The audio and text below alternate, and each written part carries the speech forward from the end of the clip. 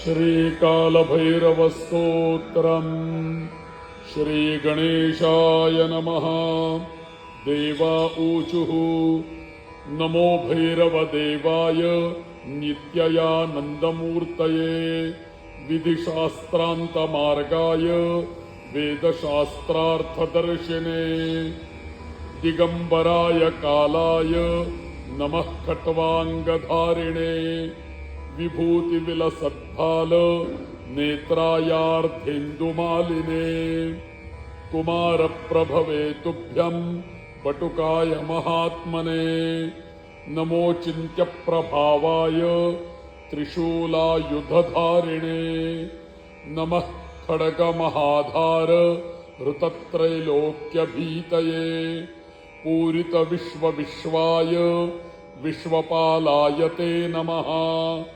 भूतावासाय भूताय भूतानां पतये नमः अष्टमूर्ते नमस्तुभ्यं कालकालाय ते नमः कंकालायातिघोराय क्षेत्रपालाय कामिने कलाकाष्ठादिरूपाय कालाय क्षेत्रवासिने नमः क्षेत्रजिते तुभ्यं विराजे ज्ञानशालिने विद्यानां गुरवे तुभ्यं विधिनां पतये नमः नमः प्रपञ्चदोर्दण्ड दैत्यदर्पविनाशिने निजभक्तजनोद्दाम हर्षप्रवरदायिने नमो जम्भारिमुख्याय नामैश्वर्याष्टदायिने अनन्तदुःखसंसार पारावारान्तदर्शिने नमो जम्भाय मोहाय द्वेषायोच्चाटकारिणे वशङ्कराय राजन्य मौलिन्यस्य निजाङ्घ्रये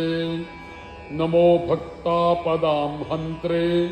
स्मृतिमात्रार्थदर्शिने आनन्दमूर्तये तुभ्यं श्मशाननिलयायते वेतालभूतकूष्माण्ड गृहसेवाविलासिने दिगंबराय महते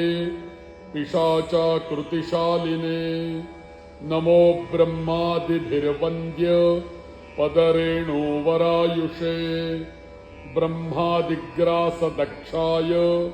निष्फलाय नमो नमः नमः काशीनिवासाय नमो दण्डकवासिने नमोऽनन्तप्रबोधाय भैरवाय नमो नमः भैरवाय नमो नमः भैरवाय